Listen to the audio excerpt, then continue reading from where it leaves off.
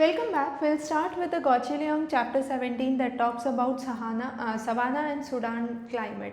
Now, first of all, let's understand on the world map, if I want to explain what would be the regions which would be having the Savannah or the Sudan climate. So, we talked about the equatorial climate, and we also know you have the desert regions. So, if I have a map of Africa here, you have the desert regions, the Sahara region towards the north.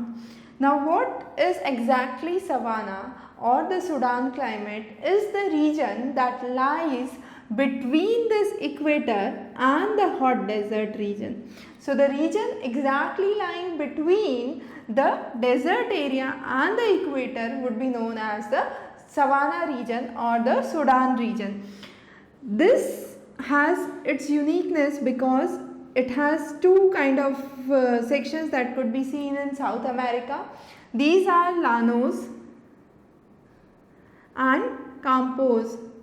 So, Llanos are the region in the Orinoco Basin. So, in Orinoco Basin you have Llanos and Campos in the Brazilian region. Now, coming on to the Africa region, you have the region of Sudan, as the name suggests. So, you have Sudan here, you have the region of Sudan, and then it would have the region towards the east as well as towards the west that would have the Savannah type of climate, and finally you would see the Savannah type of climate in the region of Australia, in the region of Queensland. Now, all this region, as we said, has certain characteristics. The first major characteristic here is it is hot during the rainy season, and during the cold season it's usually dry. The temperature has a much higher range. As we saw in the last class on the equatorial climate, the temperature range was very small, around 2 degree Fahrenheit or so, but here the temperature range is really large with nearly 20 degree Fahrenheit.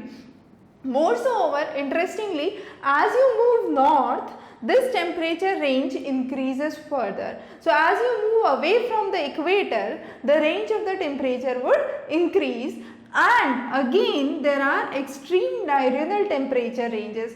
Diurnal temperature is the daily difference in the temperature. So, the difference between the day and the night. So, days could be as up to 100 degree Fahrenheit. However, nights, due to frost and due to the cold winds that flow in, you have a temperature that could drop up to 50 degree Fahrenheit. That means during if we talk about the diurnal range, it could be as extreme as 50 degree Fahrenheit.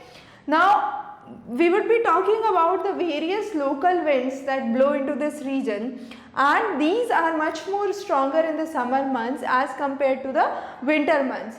So, what we are trying to understand here is, we are trying to understand, first of all, we have a map of Africa here. So, what we will do here is, we will try to understand the region of Africa first. You have the desert region that is towards the north. Okay. You have this region which is lying close to the equator, the Congo region, and finally you have the southern region. South of it you have the Madagascar island which lies close to the Africa region. Now, let me zoom in and you would have a good idea as to what we are trying to explain. If I try to bring a closer picture of Africa, you have the region of Somalia that could be seen here. Now, let's talk a little bit about the winds first. So, Somalia coast has the Somalia jet stream, or this Somalia jet stream affects the tropical monsoon in India, and you have the monsoon variations that are affected because of the Somalia current here. Coming on to the west, you have the Gulf of Guinea that could be seen here. Now, this Gulf of Guinea plays an important role in the climatic conditions of Africa. Let's understand how. Similar to the El Nino in the Pacific region, you have Atlantic Nino in the region closer to the Gulf of Guinea and in the Atlantic Ocean region. Now, this Atlantic Nino or the Atlantic equatorial mode is very much different from the Atlantic north-south mode or the Atlantic meridional mode. Let's understand this first. So the Atlantic meridional mode is a kind of north-south dipole that exists. However, the Gulf of Guiana governs the Atlantic Nino, and this brings rapid changes in the sea surface temperature.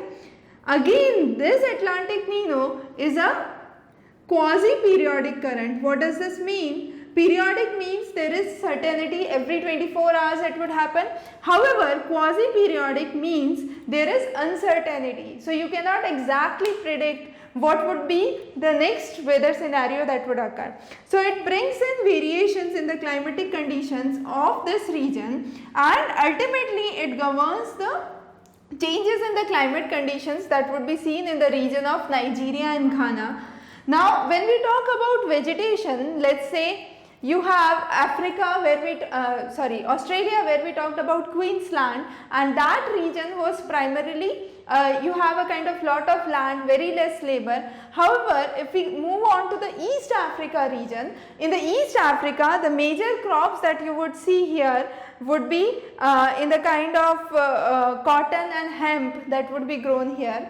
However, if I move towards the west, that is this region, the region of Ghana and Nigeria, major crops that you would see here would be groundnut, cocoa, and then you would have oil palms that would be seen. So vegetation differs in the region, in the different regions. Now coming back to the winds, these are a very important section under the geography of Africa, we would say. So first of all, an important concept here to understand is this whole North Africa has the Sahara Desert. Since there is a huge presence of this desert, which is again a sandy desert, it's not a rocky desert. Since it's a sandy desert, it would bring along a lot of sand with it. So when it would bring along sand with it, whatever directions the winds are flowing, be it north or be it south, it would definitely bring in dust storms. So you have a small video here which would help you understand how the dust storms are caused. Now these dust storms are known by different names in different parts of the world. For today we would be focusing on the local winds that are blowing in the regions of Africa. So there are 5 major winds that we would be discussing today. The first is Harmattan, the next is Sirocco, Leste, Khamsin, then you have Birch, and finally you have the Haboob, which is a non-directional wind. So that's the 6th wind that we would be talking about. Now all these winds, as we would see here, are unique or bring a unique climatic change in the region of Africa. Now the first wind, that is Harmattan, is also known as the doctor wind, and it means you had a question on Harmattan and Sirocco. So all these winds are very important. We are going beyond the depth of Gauchilion to understand these winds because they are really very important for your exams. Now Harmattan, as we know, blow from this desert area. It's a northeasterly wind, so it's coming from the northeast direction, blowing from the desert area, coming closer to the Gulf of Guiana. So what happens is, these are bringing, as we said, dust with them. So they are dry dust laden winds, but they blow in the month of winters, or you have the cold months when you have these winds which are prevalent. Now this brings down the relative humidity to 30%. The most interesting thing here is there is a kind of damp condition that is seen in these areas, and when this dry wind comes in here, it increases the rate of evaporation and brings a kind of relief to the people in Nigeria and Ghana, and therefore they have also renamed this season, this intermittent season, as the Harmattan season. So they have created their own season based on this wind. Harmattan therefore is very important, as we said, and what actually happens is there is a high pressure over the desert area, and you have the low pressure conditions that exist towards the ITCZ or the tropical region. You have the Congo here, and you have the tropic, the equator that is passing here. So you have the ITCZ zone here, and you have a low pressure zone here and a high pressure zone here. So winds blowing from high pressure to low pressure from the northeasterly direction affect this region, and they have a unique Hermatan season which brings in relief. However, since they are bringing in lot of dust, they are causing dust storms, as we saw in the recent video. So these dust storms are common in all the areas where these winds blow. And finally, you have this region where you have the blockage in the navigation, or it affects the navigation because of the dust or the dust storms that are coming in. The next important wind here that blows is Sirocco. Sirocco is a southerly wind blowing from the southern direction, so it moves or takes away the sand from the Sahara Desert to the South Mediterranean countries. So countries of Spain, Egypt, France would have the effect of the Sirocco winds that would be seen. So Sirocco blowing from this region of Algeria. Then you have from Egypt and the Arabian Peninsula, you have another wind that is known as Khamsin. Now this Khamsin is again similar to Sirocco, blowing on from the region of Egypt and the peninsula of Arabia. So this is the Arabian Peninsula, and it's a southerly wind taking up dust from the region of Sahara blowing northwards. So these two are the winds. Now the direction of the winds are very important. As we said, this is the direction for the Harmattan, and that is the direction for Sirocco and Khamsin. The next important wind in Africa here is, if we move a little north, you have South Africa here, and you have Birch that would be blowing here. Now why is Birch unique? Birch is first of all a katabatic wind. When we talked about the wind classification, we understood the various winds, and this katabatic wind is unique because it moves downhill. So that you have the escarpment region here, and this wind moves from the plateau downwards. So you have a downward movement of the wind that is seen in Birch, and therefore Birch is important. Commonly seen in South Africa. It's again a hot, dry offshore wind. So we are done with Harmattan, Sirocco, Khamsin, Birch. The next is Leste. Leste is a wind that blows from the Gulf of Gibraltar to the Spain. So if I zoom this region, you have the northern tip of Africa that could be seen here, and you have Spain that could be seen here. And when you are seeing this region, the region that intersects here, you have the Gulf of Gibraltar. So top of Morocco, this region would be the Gulf of Gibraltar, and this Gulf of Gibraltar, you have the winds that blow from Morocco region to Spain, and these are known as Leste winds, and these are again indicating any kind of advancing depression that could be seen in this region. Now the next here is Haboob. Haboob are non-directional winds common in the region of Sudan and South Sudan.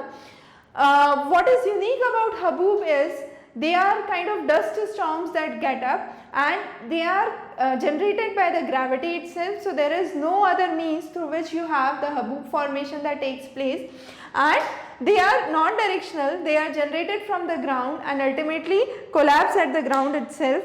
So you have Haboob. So these were the two important winds that we talked about. Now moving on to the next thing is the kind of vegetation and the relief features in the savanna climate.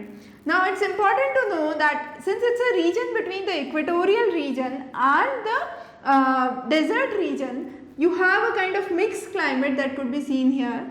You have very tall grasses. The grasses could be of the height of up to 15 feet, and they are known as elephant grasses. Since the grasses are tall, so they have long roots down. Again, the trees in this region are short.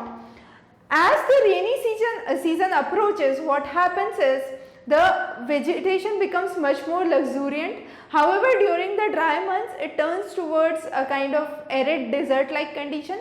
So you have a huge variation in the vegetation pattern that is seen in this region. This region is also known as parkland or bushveld. Now as we said, during the dry months you have deciduous vegetation which is acacia. You also have water storing plants that could be seen here like baboa and bottle trees. Some of the trees are umbrella shaped. Along the wet areas, the coastal areas, you have palm trees. As we saw in the region of Nigeria and Ghana, you have oil palm cultivation that is seen. Now again, as we said, rainfall decreases during the dry months, and then you have Malay, Mulga and Spinifex as some of the common scrubs that could be seen. Now again, important thing is to talk about the temperature and the rainfall.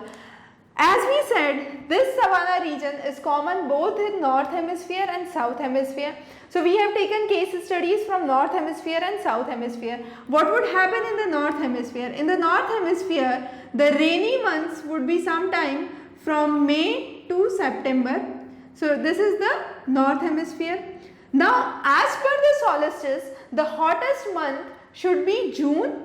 So you have the summer solstice in June in north hemisphere, so that should be the hottest month. But however, during that time you have the cloud cover and the rainy season, and therefore the hottest month precedes the rainy season, and you have April as the hottest month in the north hemisphere. Coming on to the south hemisphere, you have rainy season that runs from nearly October, November to March. So you have October to March as the rainy season, and as we said, just preceding the rainy season you have the hottest climatic conditions. So you have the hottest conditions in around the month of October in south hemisphere.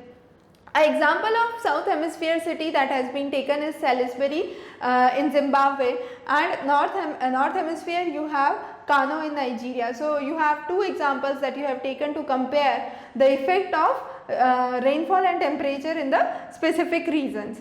Now this was how we talked about the temperature, the climate, the rainfall and the vegetation. Now all these regions you have a lot of animals. This is known as a big game country. In Kenya you have watchtowers installed at many of the places to see the real wildlife in many of the national parks.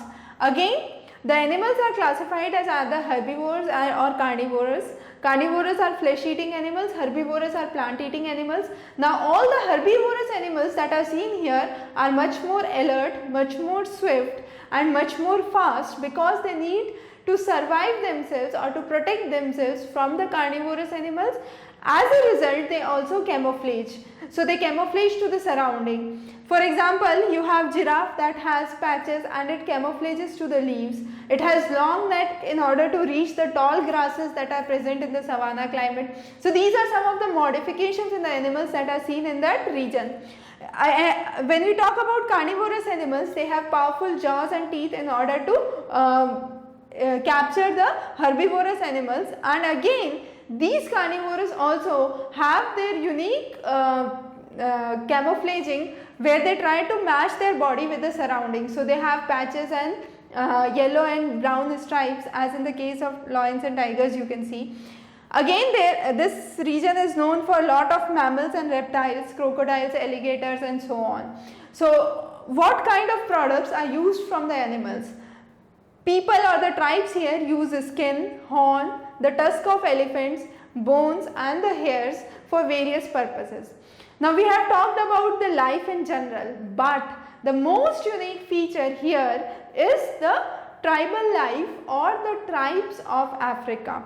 So moving to the map back here, you have the region of Uganda, Kenya and Tanzania, and this is the region of East Africa. You have Uganda, Kenya and Tanzania, and this is the region of East Africa where you have the Maasai tribe that is seen. Now Maasai tribe is one of the most interesting tribes that you would have ever read of. They are unique because they consider cattle as a symbol of wealth. First of all, a person who has more number of cattle is considered more rich. They are using these cattle for occasions like for marriages. Then a father when dies passes on the cattle or distributes the cattle as wealth among the sons. So these are some of the rituals that are prevalent here. The most important thing is Maasais never slaughter cattle. They worship cattle, but on the contrary, they consume milk and blood from the cattle.